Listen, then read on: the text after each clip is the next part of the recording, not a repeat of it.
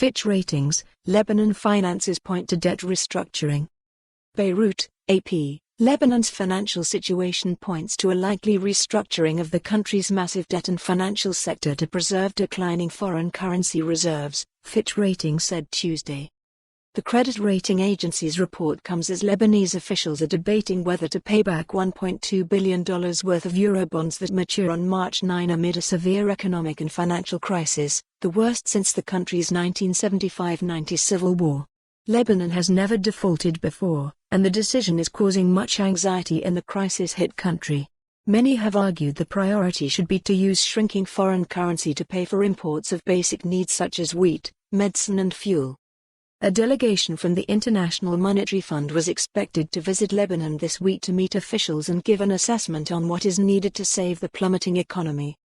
Lebanese banks have imposed capital controls to manage depleting foreign currency. Lebanon's economy has depended heavily on US dollars since the 15-year civil war ended in 1990.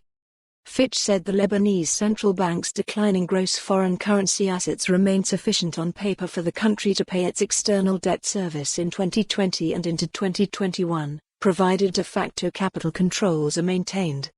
It added that Lebanon's gross external financing requirements stand at less than $10 billion annually in 2020 and 2021, while the central bank has $29 billion of gross foreign currency reserves at its disposal. However, this capacity to pay will become increasingly stretched and it would be unrealistic, both economically and politically, to run these assets to zero, Fitch said. Lebanon has one of the highest debt-to-GDP ratios in the world, standing at about $87 billion or more than 150% of the country's GDP.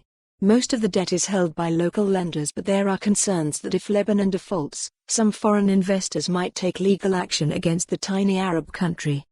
The economic and financial crisis has worsened since mid-October, when nationwide protests began against the ruling elite that is blamed for years of corruption and mismanagement.